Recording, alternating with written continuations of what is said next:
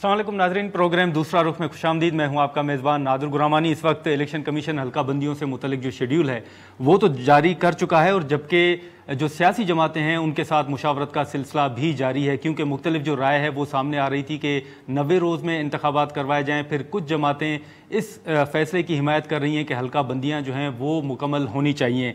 इंतखाबात की तारीख से मुतल्लिक अगर हम इस वक्त बात करें तो 90 रोज़ में इंतखाबात के इनकाद के मुतालबे पर सिर्फ पीपल्स पार्टी इस वक्त हमें अकेली नज़र आ रही है।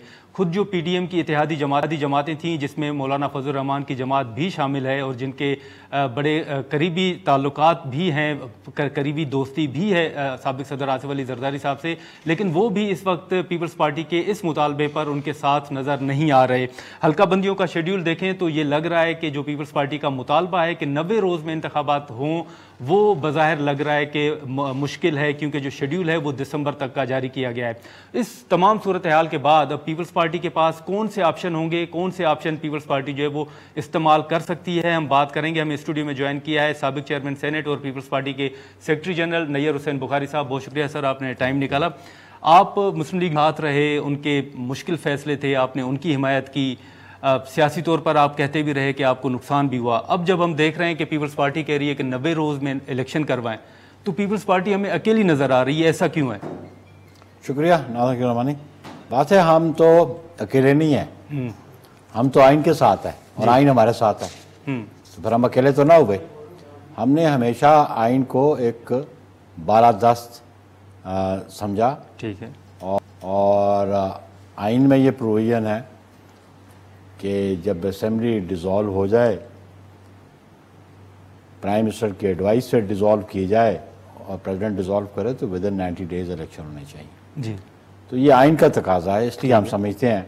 और उस आइन के लिए जिसकी बुनियाद पाकिस्तान पीपल्स पार्टी ने, जिसकी मूजद पाकिस्तान पीपल्स पार्टी है, और इस आइन के लिए पाकिस्तान पीपल्स पार्टी ने बेताशा कुर्बानियाँ दी। कायद अवाम जुल्फ़िकार अली भुट्टो शहीद से लेकर मोहतरमा और बाकी बेगम नसरुल भुट्टो साहबा और भी हमारे सियासी कारकुनों ने, सिर्फ इसलिए कि हम समझते थे कि आइन 1973 का ऐसा डॉक्यूमेंट है जो इस फेडरेशन को मुतहद रख सकता है, और उस पर अमल दरामद करने ही से हम प्रोग्रेस भी कर सकते हैं और प्रॉस्पेरिटी भी आ सकती है। तो हम तो आइन के साथ खड़े हैं। नहीं, लेकिन जो डिलिमिटेशन थी उसमें वोट भी तो फिर आपने दिया था, और उसके बाद तो ये वाज़ेह था कि हल्का बंदियाँ होनी है। ये तो खैर आपको मिसकंसेप्शन है आपका, अच्छा, या मिस इन्फॉर्मेशन है आपके पास। ठीक है। बुनियादी बात यह है कि 5 अगस्त को काउंसिल ऑफ कॉमन इंटरेस्ट की मीटिंग होती है और उस पर सेंसस अप्रूव होता है, ठीक है। हमारी नुमाइंदगी यहाँ होती है, और जो 5 अगस्त को नंबर्स दिखाए जाते हैं तो हमारी नुमाइंदगी इज़ अ स्पेशल इन्विटेशन कमर ज़मान कारा को दी, लेकिन हमारी जो रिप्रेजेंटेशन थी जी, वो सिंध के चीफ मिनिस्टर मुराद अली शाह साहब और सैयद नवीद कमर साहब। तो मुराद अली शाह साहब ने कल भी हमारी सेंट्रल एग्जीक्यूटिव में बड़ा कैटेगोरिकली कहा कि हमें जो कन्वे किया गया कि डिलिमिटेशन की कोई ज़रूरत नहीं है। अच्छा, हाँ बिल्कुल कैटेगोरिकली उन्होंने कहा। कल उन्होंने मीडिया पे भी कहा, जो प्रेस कॉन्फ्रेंस उन्होंने की कि, और मुराद अली शाह ने कहा, मैंने मुबारक दी कि चलो जी अच्छा इंतखाबात वक्त पे होंगे, और ये जो सेंसस आया है उसकी कुछ चीज़ें उन्होंने फराहम करनी थी, जो डिजिटल इन्होंने किया सेंसस, जो डिस्ट्रिक्ट लेवल और डिवीजन लेवल का था, और उन्होंने कहा जी हम आपको कम्युनिकेट कर देंगे, जो कंसर्न मिनिस्ट्री थी। तो ये तो हो नहीं सकता कि कॉन्स्टिट्यूशनल प्रोविजन पे हम तो कॉम्प्रोमाइज़ नहीं कर सकते, और हमें ये बताया गया कि जी डिलिमिटेशन की तो ज़रूरत नहीं पड़ेगी। दूसरी बात है, मैं बता दूं कि जिसको ये जवाज़ बना के डिलिमिटेशन करना चाहते हैं वो है आर्टिकल 51 कॉन्स्टिट्यूशन का। उसके जो सब आर्टिकल्स हैं जो बड़े रेलेवेंट हैं, एक है सब आर्टिकल 1, वो नंबर ऑफ सीट्स बताता है जी, कि 336 सीट्स होंगी नेशनल असेंबली की। सब आर्टिकल 3 कहता है कि डिस्ट्रीब्यूशन एलोकेशन ऑफ सीट्स है, जिसमें पंजाब की 141 है, इस्लामाबाद की 3 है, उसी तरह 61 सिंध की और बाकी प्रोविंसेस की, और फिर वो प्रोविंसेस की भी नंबर ऑफ सीट्स देता है। फिर सब आर्टिकल 5 है, वो कहता है कि जो रिप्रेजेंटेशन है नेशनल असेंबली में और प्रोविंशियल असेंबलीज में, वो on the basis of population होगी। बिल्कुल, वो डिलिमिटेशन का वर्ड वहाँ पे नहीं है। लेकिन बुखारी साहब, ये फिर आपको कन्वे किसने किया कि हल्का बंदियां नहीं होंगी, आप वोट कर दें और हल्का बंदियों के बगैर 90 रोज में इलेक्शन? ये जो मीटिंग में बैठे थे, जो कंसर्न मिनिस्टर था, आपने गालिबन उस दिन की जो फ्राइडे 25 अगस्त की जो प्रेस कॉन्फ्रेंस है, मुराद अली शाह साहब का मौक़िफ़ आपने नहीं सुना? सर वो मौक़िफ़ बिल्कुल हमने सुना। हाँ। और इससे पहले भी आप हल्का बंदियों की बजाय 90 रोज में आप करते रहे मुतालबा, लेकिन वो बड़ा कैटेगरी। दूसरी बात मैं आपको बताना चाहता हूँ जी कि 5 को ये काउंसिल ऑफ कॉमन इंटरेस्ट का इजलास होता है, हमें कन्वे किया जाता है कि इलेक्शन डिले नहीं होंगे और डिलिमिटेशन की ज़रूरत नहीं है। 9 को असेंबलियों को डिसोल्यूशन की एडवाइस चली जाती है। तो मुझे समझ नहीं आती, अगर आप डिलिमिटेशन में जाएंगे, पॉपुलेशन आपकी बढ़ गई, हाँ। तो आप तो ना तो सीट्स इंक्रीज कर सकते हैं, ना ही डिक्रीज कर सकते हैं, ना ही एक प्रोविंस से विड्रॉ करके दूसरे को दे सकते हैं, उसकी स्ट्रेंथ बढ़ा सकते हैं नेशनल असेंबली में, क्योंकि उसके लिए आपको कॉन्स्टिट्यूशनल अमेंडमेंट चाहिए। और जब कॉन्स्टिट्यूशनल अमेंडमेंट तब होती है जब पार्लियामान का वजूद हो, ठीक है, दोनों हाउसेज हों और उन दोनों हाउसेज में 2/3 मेजॉरिटी हो। जब इन्होंने काउंसिल ऑफ कॉमन इंटरेस्ट का जो सेंसस उसमें अप्रूव किया, उस वक़्त भी पीडीएम के पास 2/3 मेजॉरिटी नहीं थी। या तो होता ना आईनी तरमीम के लिए, आईनी तरमीम के लिए। तो इसलिए मैं समझता हूँ कि अभी जो इलेक्शन कमीशन जा रहा है, हाँ। वो जा रहा है इलेक्शन एक्ट के नीचे। ठीक है। और इलेक्शन एक्ट कहता है, उसकी सेक्शन 17 है, वो कहती है कि जो डिलिमिटेशन होगी on the basis of latest officially published census. तो ये बात, लेकिन इलेक्शन एक्ट जो है वो आर्टिकल 224 की जो प्रोविजंस है 90 डेज वाली, उसको बाईपास या ओवरराइड नहीं कर सकते। नहीं बुखारी साहब, लेकिन एक और बात जी, काउंसिल ऑफ कॉमन इंटरेस्ट की एक और इम्पोर्टेंट है, उस पर सिर्फ डिपेंड इलेक्ट्रल लॉज या नेशनल असेंबली प्रोविंशियल असेंबली की सीट्स के लोकेशन नहीं है, उसके साथ और इश्यूज भी मुंसलिक हैं। मसलन जो आपका डिविजिबल पूल है, हाँ। उसमें से प्रोविंसेस को क्या शेयर मिलेगा, ठीक है, क्योंकि सबका 2009 में जो हमारा हुआ अवार्ड नेशनल फाइनेंस कमीशन का, वो बहुत अरसे बाद हुआ, उसमें प्रिंसिपल्स चेंज हुए। पहले सिर्फ पॉपुलेशन की बेस था, फिर बात है एरिया, पॉवर्टी एंड पॉपुलेशन। तो सिंध समझता था कि हमारी पॉपुलेशन के मुताबिक हमें शेयर मिलना चाहिए। हाँ। बाकी प्रोविंसेस भी ये समझते हैं कि सेंसस की बुनियाद पे ही आपको शेयर मिलता है डिविजिबल पूल से, इसलिए खाली इलेक्शन मुंसलिक नहीं है उसके साथ, फिर उसके साथ पीएसडीपी जो है वो भी मुंसलिक। लेकिन बुखारी साहब, ये फिर आप मामला नून लीग के साथ उठाएंगे, क्योंकि सीसीआई में तो आप जो कंसर्न मिनिस्टर हैं वो तो मेरा ख्याल है आईपीसी के मिनिस्टर होते हैं, तो हेड तो प्राइम मिनिस्टर ही होते हैं और शहबाज शरीफ साहब ने हेड किया था। तो आप समझते हैं कि पीपल्स पार्टी, ये जो एक मामला था कि उन्होंने पहले कम्युनिकेट किया कि हल्का बंदियां नहीं होंगी, अब मामला उसकी तरफ जा रहा है, तो आप मामला नून लीग के साथ उठाएंगे? इसलिए अब तो नून लीग का क्या किरदार है इलेक्शन? सर उन्होंने आपके साथ कमिटमेंट, एक कमिटमेंट तो थी ना। अब इलेक्शन करवाना इलेक्शन कमीशन का काम है, हम बात करेंगे इलेक्शन कमीशन से। अब केयर टेकर की भी जिम्मेदारी नहीं। ये आपके साथ धोखा नहीं है? नहीं, बात धोखे की नहीं है। हाँ। बात एक उनका मौक़िफ़ है, हाँ। एक हमारा मौक़िफ़ है। हाँ। वो अपने तौर पे आइन को और कानून को इंटरप्रेट करना चाहते हैं जी। हम अपने समय जो हमारी लीगल टीम है, जो हमारी पॉलिटिकल विजन हमारी लीडरशिप की, हम उसके मुताबिक बात कर रहे हैं। ठीक। और फिर उनसे क्यों टेकअप करें? अब उनके हाथ में क्या है, बात करने से फायदा क्या? वो इलेक्शन करवाना उनके साथ मिसकम्युनिकेट क्यों किया? बात ये उधर बात अब तो ये कन्वे हो गया ना। हाँ। अब ये बात तो मुराद अली शाह साहब ने कैटेगोरिकली मीडिया के सामने बैठ के कन्वे कर दी। हाँ। ऐसा इकबाल साहब का भी बयान आ गया। हाँ। तो ये पॉलिटिकल पार्टीज के दरमियान difference of opinion on certain issues होता है। हाँ। तो इसमें गिले शिकवे क्या बात है? एक उनका मौक़िफ़ है, एक हमारा मौक़िफ़। बुखारी साहब, यहाँ पर अगर इजाज़त दें तो एक शॉर्ट ब्रेक लेते हैं। ब्रेक के बाद एक सवाल ये भी उठता है कि जब पीपल्स पार्टी ने मर्दमशुमारी के हक में वोट दिया और मुत्तफ़िका एक फ़ैसला सामने आया, तो उसके बाद अब नून लीग ये क्यों चाहती है कि वो 90 रोज़ में इंतखाबात ना हो? क्या नवाज शरीफ के लिए राह हमवार की जा रही है या क्या मामला है? ये सवालात हम बुखारी साहब के सामने रखेंगे। यहाँ पर शॉर्ट ब्रेक लेते हैं।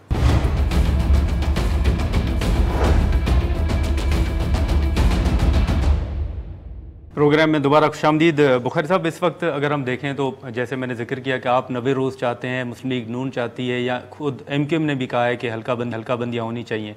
आपको क्या लगता है कि क्या मुस्लिम लीग नून नवाज शरीफ साहब के लिए राह हमार करना चाहती है, टाइम लेना चाहती है कि 90 रोज़ की बजाय फरवरी तक इंतखाबात हों?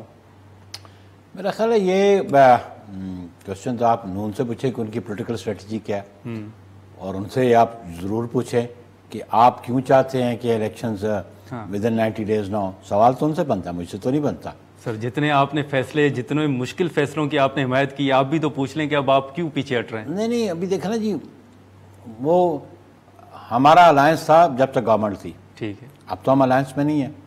हमारी जमात अपनी आइडियोलॉजी पे, अपने मैनिफेस्टो पे इलेक्शन पे जाएगी, उनकी जमात अपने प्रिंसिपल्स पे जाएगी, ठीक है। तो इसलिए हम तो ये समझते हैं कि ये रियासत के मफाद में है, और ये समझता हूँ कि ये जो फेडरेशन है पाकिस्तान की, इसके इंटरेस्ट में है कि इलेक्शन विद इन 90 डेज हो। आप जितना डिले करेंगे उससे आपके जहन में कोई चीज़ अचीव करने की है, उसका कोई बेनिफिट नहीं होगा।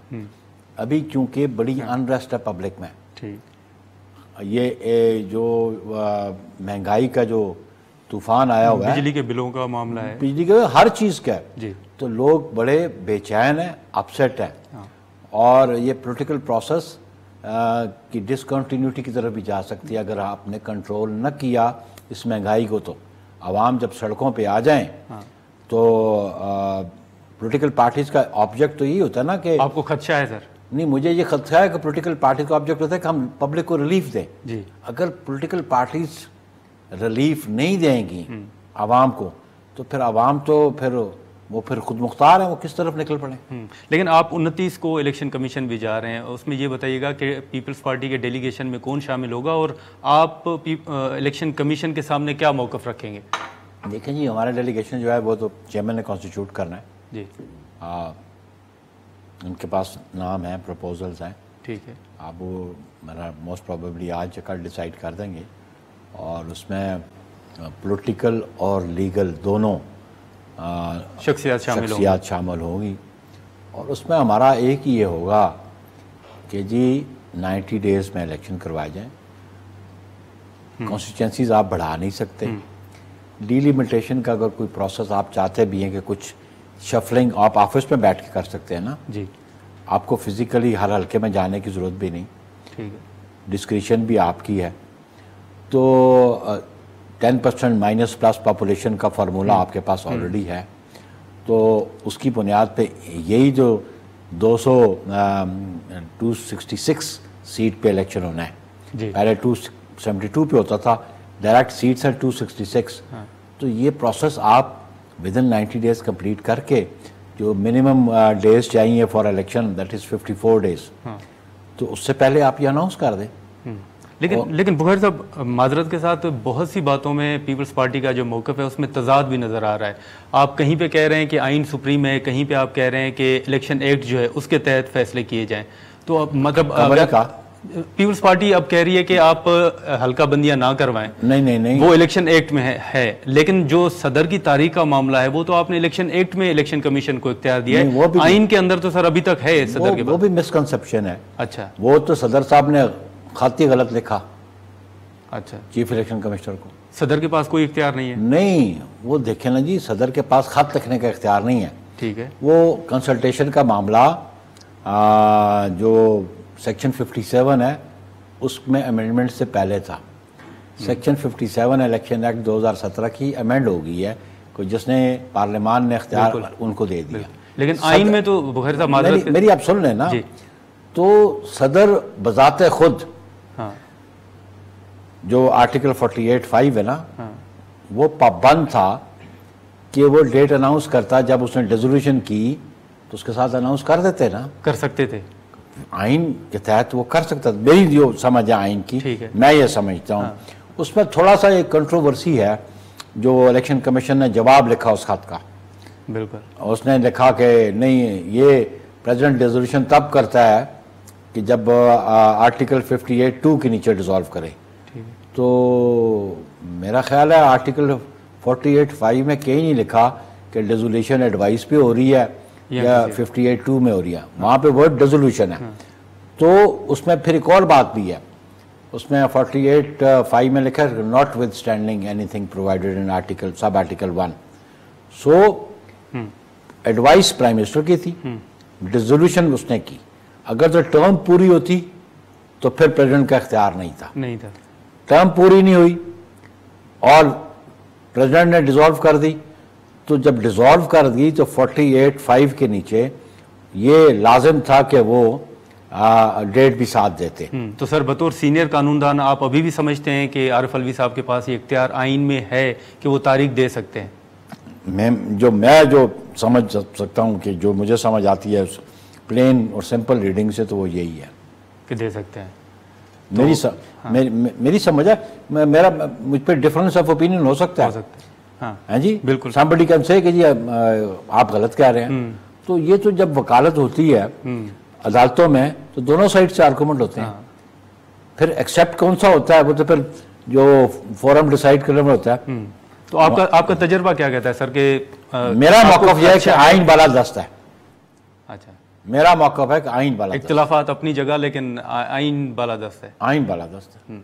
तो आपको खदशा है कि अभी भी सदर साहब जो वो कोई तारीख दे सकते हैं जैसे माजी में उन्होंने दी थी? लेकिन नहीं, वो सदर साहब की मतलब एडवाइस थे कि उनका अपना कंडक्ट भी आप देख लें जो लेजिस्लेशन के वाले थे साहब। हाँ। तो वो खासे सदर साहब इंतहाई काबिल एहतराम ऑफिस होता है, ये रियासत का हेड ऑफ स्टेट होते हैं। तो लेकिन उनका जो कंडक्ट है आप देखें 2022 में कि जब उन्होंने उस प्राइम मिनिस्टर की असेंबली डिसॉल्व कर दी कि जिसके खिलाफ नो कॉन्फिडेंस पेंडिंग पड़ा हुआ था, तो वो, और फिर अभी रिसेंटली जो उन्होंने लेजिस्लेशन पे जो बिल को असेंट देनी थी उस पे जो उनका कंडक्ट सामने है। बहरहाल सदर साहब को रियासत की जो जिम्मेदारियां आइन ने उनको दी हैं उनको पूरा कर। बुखारी साहब, यहाँ पर एक शॉर्ट ब्रेक लेते हैं और ब्रेक के बाद हम यहीं से दोबारा बुखारी साहब से गुफ्तगू शुरू करते हैं।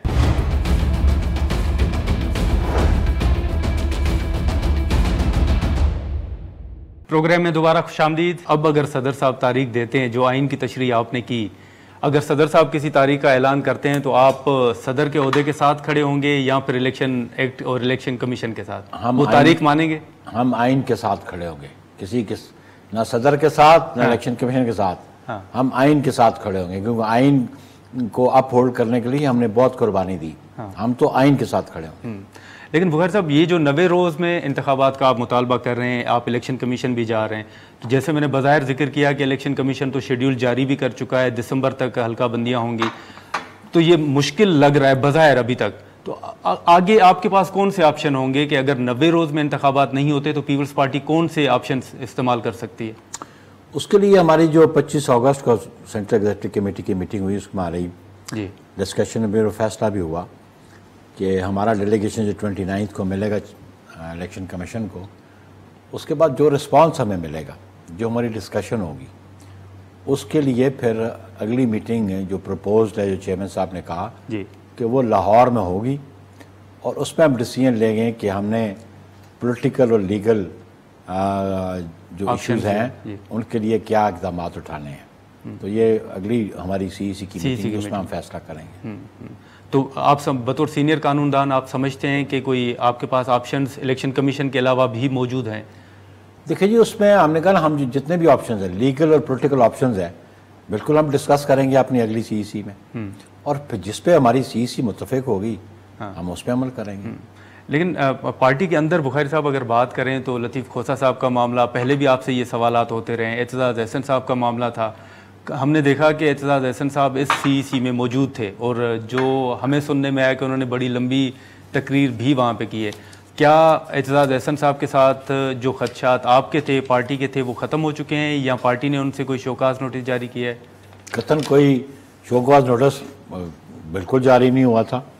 हमारा पंजाब चैप्टर ने कुछ मामलात किए, लेकिन मरकज़ की तरफ मैं सेक्रेटरी जनरल हूँ, हमने तो कोई एतजाज़ साहब को शो कॉज नोटिस नहीं दिया, ना ही उनकी मेंबरशिप सस्पेंड हुई, ना CEC की हुई। और भी बड़े वाज़ेह है डिफरेंस ऑफ ओपिनियन हो जाता है, लेकिन एतजाज़ साहब ने तो लीगल इश्यूज़ पे उनसे हमने उनकी राय ली जो प्रेजेंट सिचुएशन है, और वो लीगल एक्सपर्ट हैं, कॉन्स्टिट्यूशनल एक्सपर्ट हैं, और उन्होंने अपनी राय दी। वहाँ पे मियाँ रज़ा रवानी साहब से हमने राय ली, बल्कि सो मच सो हमने कायम अली शाह, हम सबसे सीनियर हैं और बाय प्रोफेशन वो भी लॉयर हैं, तो उनसे भी राय ली, तो बाकी दोस्तों ने भी राय दी। तो ऐसा कोई बात नहीं कि जिस पे हम ये कहें कि जी विद इन पार्टी डिफरेंसेस हो जाया करते हैं, और वो डिफरेंसेस कोई ज़ाती नहीं होते, वो किसी इशू पे होते हैं। हर बंदे की अपनी परसेप्शन है ऑन इश्यूज। ठीक है, मैं एक चीज़ को किस तरह परसीव करता हूँ, दूसरा किस तरह परसीव करता है। लेकिन बुखारी साहब, अब अगर पंजाब में हम देखें तो इस्तेहकाम पार्टी बन गई, खैबर पख्तूनख्वा में हम देखें तो खटक साहब का ग्रुप है, फिर जो बलूचिस्तान का मामला था उसमें बलूचिस्तान अवामी पार्टी आपकी तरफ आ रही थी, वो सिलसिला रुक गया। आपके बहुत से रहनुमा ये कह रहे हैं कि शायद इस दफ़ा फिर पीपल्स पार्टी को दीवार से लगाने की कोशिश की जा रही है। आप भी समझते हैं कि ये तमाम जो ग्रुप हैं फिर 90 रोज़ में इंतखाबात ना करवाना, ये इसी सिलसिले की कड़ी है? देखें, बहुत सारी चीज़ें स्पेकुलेट की जाती हैं जी, मैं स्पेकुलेशन पे बिलीव नहीं करता। अच्छा, लेकिन मैं ये बात समझता हूँ कि एस्टेब्लिशमेंट की बनाई हुई जमातें वो देर बाद चलती नहीं, इनको भी सपोर्ट हासिल है, जिसको भी हो, ठीक है, जिसको भी हो, जो जमात एस्टेब्लिशमेंट ने बनाई ना, हाँ, अगर मैं सब कॉन्टिनेंट की हिस्ट्री आपको बता दूं तो इसको आप देख लें, पाकिस्तान में बहुत सारी जमातें बनी, प्री पार्टीशन भी बनी, आफ्टर पार्टीशन भी बनी, हाँ जी। तो मसलन प्री पार्टीशन यूनियनिस्ट पार्टी बनी, यूनियनिस्ट पार्टी नज़र आती है, लेकिन उस वक्त पंजाब के बहुत सारे जो इलेक्टेबल्स थे, फ्यूडल्स थे और इलेक्टेबल्स थे, तो यूनियनिस्ट पार्टी में थे। आप यूनियनिस्ट पार्टी नज़र आ रही है आपको? लेकिन सर अगर नवाज शरीफ वापस आते हैं तो पंजाब में आप कहाँ होंगे? मेरी बस उसके बाद 50s में देखें, वो एक रिपब्लिकन पार्टी बनी थी, उसका नाम सुना किसी ने? फिर उसके बाद कन्वेंशन मुस्लिम लीग बनी थी, वो नज़र आई आपको? फिर आपने कि अभी क्यों भी सुकड़ के बैठ की है, हैं जी, अभी ये PTI भी सुकड़ के बैठ की है। तो पीपल्स पार्टी तो अवामी जमात है, जो अवामी जमात होती है ना, वो अपना वजूद बरकरार रखती है। लेकिन अगर नवाज शरीफ वापस आए तो फिर पंजाब में आप कहाँ खड़े होंगे? जी भला आ जाए, नवाज शरीफ का अपना मौक़िफ़ है, हाँ, उसकी सियासी अपनी सोच है, अप्रोच है टुवर्ड्स इशूज़, हमारी अपनी आइडियोलॉजी है। हम भुट्टो शहीद की आइडियोलॉजी की बुनियाद पे हम पिछले 54 साल से बैठे हुए हैं ना, हमने कैदें काटी, फांसियाँ देखी हैं जी, कोड़े खाए, लेकिन हम बैठे हुए हैं। पीपल्स पार्टी भागी तो नहीं।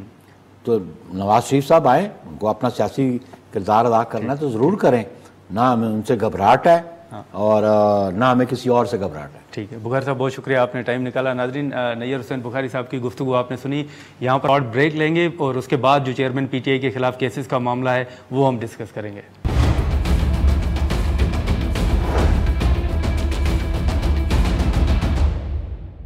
प्रोग्राम में दोबारा खुशामदीद। इस वक्त जो चेयरमैन PTI के खिलाफ इस्लामाबाद हाई कोर्ट में तोशाखाना का केस है, उस हवाले से 2 समाअत ऐसी थी जिसके दौरान ये तवक्को की जा रही थी कि तोशाखाना केस से मुतल्लिक जो फैसला है वो सामने आ जाएगा, लेकिन नहीं हो सका और समाअत अब दोबारा कल होगी। इसी मामले पर हम बात करेंगे। शोएब शाहीन साहब इस वक्त हमारे साथ मौजूद हैं। बहुत शुक्रिया सर, आपने टाइम निकाला। इस वक्त आप देखेंगे, जैसे मैंने जिक्र किया, 2 मरतबा ये तवक्को की जा रही थी कि तोशाखाना का जो फैसला है वो अनाउंस कर दिया जाएगा, लेकिन वो नहीं हो सका।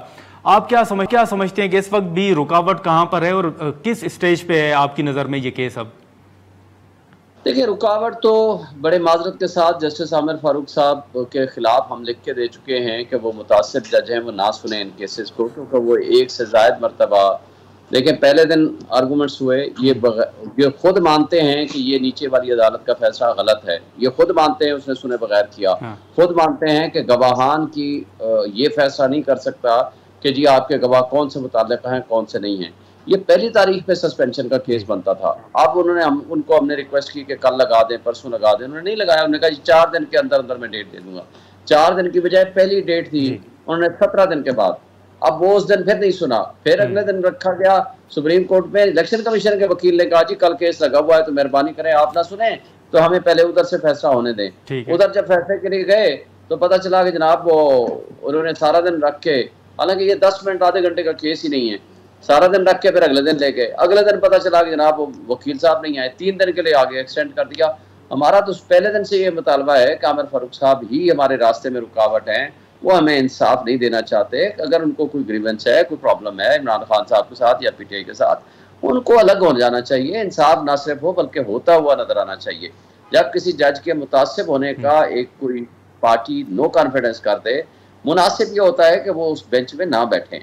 8 जज यहाँ मौजूद हैं। लेकिन सर आपके मौक़िफ़ को हुकूमत नहीं मान रही, और आज अगर हम देखें तो ये कहा जा रहा है कि वजारत कानून ने ये प्रेस रिलीज जारी की है या बयान जारी किया और कहा है कि सियासी जमातें जो हैं वो जजेस के खिलाफ मुहिम चला रही हैं। उन्होंने किसी का नाम नहीं लिया, लेकिन इशारा उनका आप ही की तरफ है। मैंने अभी अपने ट्वीट करने लगा हूँ कि वजारत कानून और इंसाफ से पूछना था कि चीफ जस्टिस सुप्रीम कोर्ट की तौहीन जो है वो कानूनी और जायज़ है, और chief justice Islamabad high court के बारे में अगर कोई फैक्ट्स बयान करे तो वो तौहीन अदालत में आता है।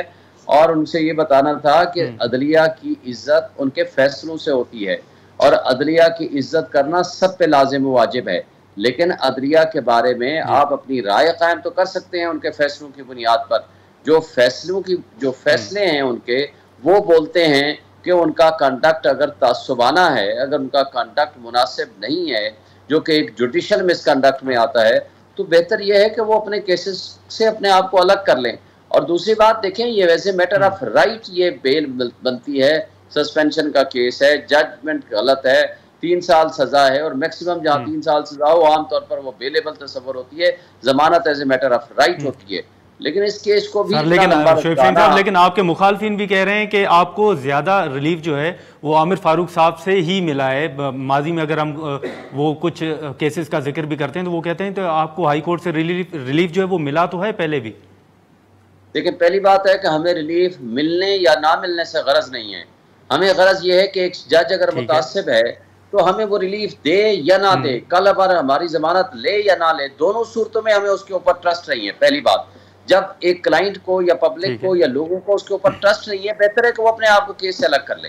दूसरी बात यह है कि जो एज वो रिलीफ की बात कर रहे हैं वो एक ऐसे मैटर ऑफ राइट होता है कि किस पाकिस्तान की किसी भी अदालत में आप FIR लेके चले जाएं कि जी मुझे प्रोटेक्टिव बेल दे दें, टिल देन मुझे गिरफ्तार ना करें, हफ्ता 2 हफ्ते 10 दिन 5 दिन, ताकि मैं फला अदालत में अपने आप को पेश कर सकूं। ये ऐसे मैटर ऑफ राइट होता है। पाकिस्तान की किसी हाई कोर्ट के किसी जज के सामने भी आप जाएंगे, उसमें कोई दूसरी राय नहीं होती। और वो अगर रिलीफ उसको कहते हैं तो ये रिलीफ नहीं है। उनके पास रिलीफ आया शहबाज गिल का, जो बंदा मजिस्ट्रेट ने जुडिशल लॉकअप में भेज दिया, उसके ऊपर शदीद तशद्दुद हुआ, जेल सुपरिटेंडेंट ने रिपोर्ट दी, उसके बाद वहां जेल से हटा करके उनको फिजिकल कस्टडी में इस्लामाबाद पुलिस में दे दिया गया। इसी तरह जब 9 मई वाला वाक़या आपके सामने है, जब रेंजर्स ने आकर के जजेस गेट को इस्तेमाल करके हाई कोर्ट के शीशे तोड़े, अमले को तशद्दुद का निशाना बनाया, उसी केस में बेल बिफोर अरेस्ट अप्लाई की हुई है। वहां उसी केस में उन्होंने पेश होना है आधे घंटे बाद। वो थंब इंप्रेशन करा रहे हैं, वकीलों को तशद्दुद का निशाना बनाया, अमले को तशद्दुद का निशाना बनाया, वहां से उठा के ले गए और रात को 10 बजे तक सुनने के बाद कहते हैं नहीं वो जो कुछ हुआ ठीक हो गया। फिर सुप्रीम कोर्ट ने उसको रिवर्स किया। फिर वाले केस में शोएब शाहीन साहब यहाँ पर अगर हम एक जी 2 जज ने फैसला दे दिया और इन्होंने वो वेबसाइट से हटा करके उसको पेंडिंग कर दिया और कहा कि जी इस केस का फैसला बाद में होगा प्रेस रिलीज के जरिए। मुझे ये बताएं, ये जुडिशियल मिसकंडक्ट है, बड़े अफसोस से मुझे कहना पड़ता है। और सिर्फ ये एक नहीं, कई इंसिडेंट्स हैं। तो इसलिए बेहतर ये होता है कि देखें इंसाफ ना सिर्फ हो बल्कि होता हुआ नजर आना चाहिए। ऐसा कंडक्ट अगर आप ऐसे नहीं तो क्या फिर तहरीक इंसाफ जो है वो रेफरेंस कोई दायर करने जा रही है अगर इतने तहफ़्फ़ुज़ात हैं सर? तो जी सर, मुझे आवाज नहीं आई आपकी। आप कोई रेफरेंस भी दायर करने पर गौर कर रहे हैं अगर आपके ये तहफ़्फ़ुज़ात हैं जिन केसेस का और इतने केसेस का आपने जिक्र किया है? तो जी मुझे पता चला था, मेरे अभी तक मेरे नॉलेज में नहीं है कि रेफरेंस फाइल हो गया है या नहीं हुआ या कब करना लगे हैं। मेरे भी मीडिया के जरिए पता चला था। आई एम सॉरी, मुझे इसके बारे में हतमी तौर पर मुझे नहीं पता। नहीं, लेकिन ये ज़ेर गौर है मामला, ये कंफर्म करेंगे? जी, ज़ेर गौर तो हो सकता है, मुझे मीडिया के जरिए पता चला था, मैं कंफर्म कर लूंगा लीडरशिप से, क्योंकि कोर कमेटी ही फैसले। लेकिन शोएब शहीन साहब, इसके साथ इसी के साथ शोएब शहीन साहब, I was not attending that core committee meeting because of my personal engagements in the courts. लिहाजा मैं अभी इसके बारे में हतमी तौर पर नहीं बता सकता कि हुआ है फैसला या नहीं हुआ। अगर हुआ है तो ज़ाहिर है वो हो सकता है भारत।